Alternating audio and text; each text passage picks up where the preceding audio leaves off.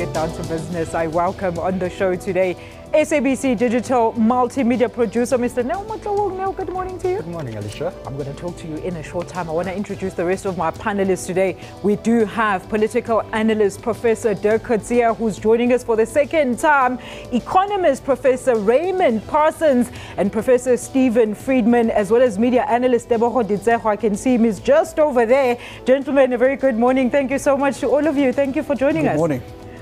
All right, now take it away. We've got about 3 minutes. Give us the biggest hashtags of this week. What happened? I mean, one big hashtag has to be Aya Namabulo for the painting that he did of the president and the former president Nelson Mandela. Yeah.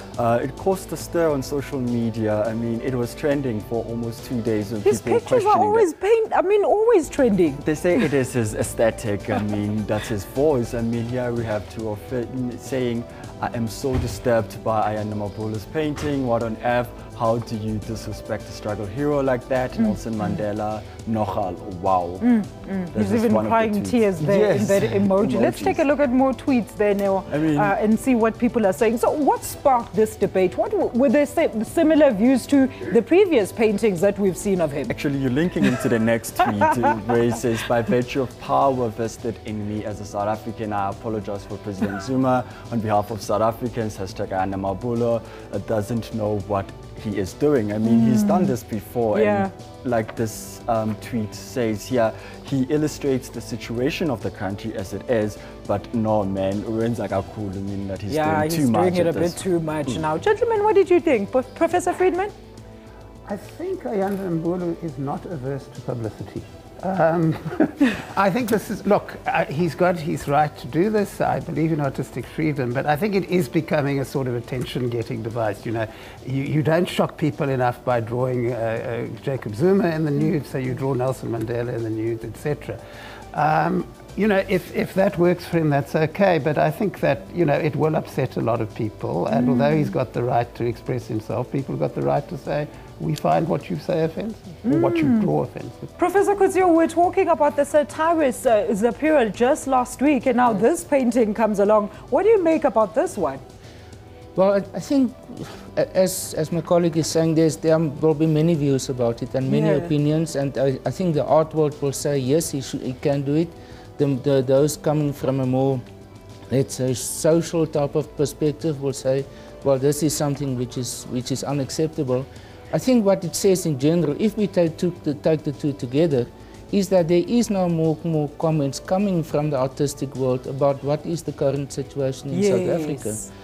And it definitely gives an indication that there is a sense of crisis, that there is a sense of one has to shock almost the public in order to present the severity of the current situation. So I think this is maybe the broader context of it, but the more specific painting, I think there will be a lot of discussion about it, and obviously the ANC and those associated with the ANC are very, very upset about it.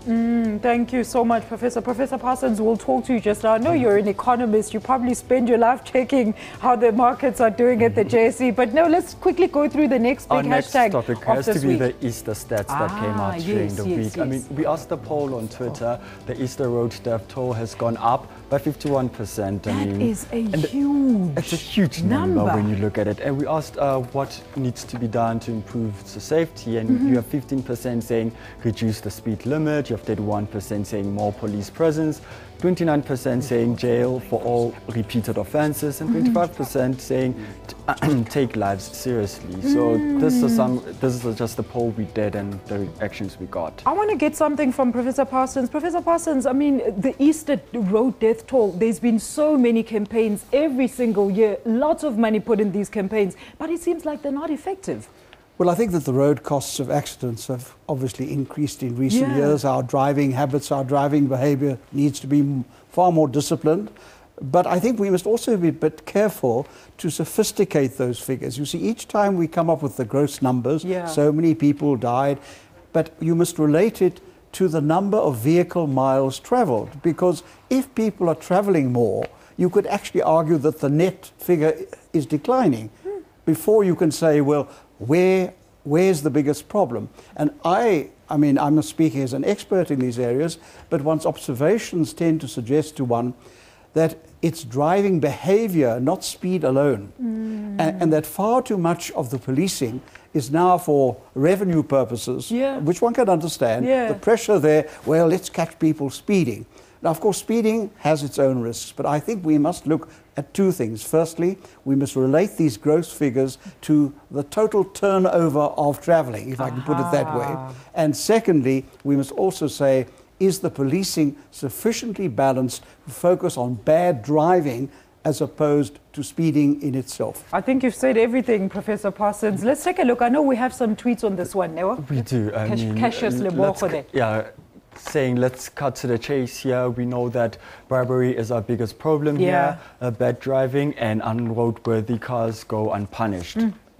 So people do know what the common mistakes are. At Lugege Speak says we drink and drive while texting, drive irresponsibly, yet we again blame the government for such road accidents. I think that's a very valid point. That's a very valid point. And the last tweet here, if I look at the way people drive, it doesn't surprise me. Hashtag is the stats. No one cares for anyone else. Impatient, reckless, and not to mention taxis. Oh no, let's not even go there. Let's go to the next big hashtag of this week. Now we'll take it away. The next big hashtag has to be the Huffington Post saga that happened, but the editor Pillay resigned yesterday, and this is the stats we got this morning of people who reacted to this. Do we have reasons for her resignation yet? It's because of the article, the controversial blog that was published a week back by a man posing to be a woman, and the stats that were in there. But I can talk about social media reactions. Let's talk about social media reactions. What were they saying on Twitter? Yes, this is what they're saying on Twitter. I have blocked Huffington Post due to the racialist behavior of Varashni Pillay, a South African blogger, a white male, and proof of it. I mean, she's been called a racist in some of these tweets. Nicole Graham there says it is unconscionable that Varashni Pillay can keep her job after such a series of grave errors. The Ombuds report is devastatingly clear. Public judgment there. This is the last tweet. Active citizen saying Varashni Pillay of Huffington Post has resigned. Said to some people it is breaking news that she has left the post. Absolutely. Professor Friedman, what did you think about the resignation? Well, I'm worried about that thing which says it's sad. It sounds a bit like Donald Trump, but hopefully it's not Donald Trump. Look, I think the resignation was appropriate. I don't think she is a racist. I think this is part of a problem of which is always a problem in journalism. It seems to be worse on the web. Of this is outrageous. Let's run it because it will attract a lot of attention to us. And you don't do the necessary diligence of checking whether this person actually exists because you're so excited about the publicity you're going to get. Well, I think Huffington Post has now realised that some kind of publicity is not good publicity. Whether this helps, I think that media standards on the web, I'm not the first person to say this, leave a great deal to be desired. People are far more interested in stoking up passions than they are in being accurate. And hopefully this is a lesson to other web journalists. All right, well, that's where we're going to leave it now. Thank you so much. Do give our viewers that URL, I almost said the number, that they can actually find all these stories and more developments throughout the day today. So it's www.sabc.com/news, and our Twitter page is at SABC News Online, and also on YouTube, SABC News Online. Absolutely, and there it is. It's on the screen, so they have no reason to not get it correct. All right, Noah, thank you so much for joining us. We'll see you next week.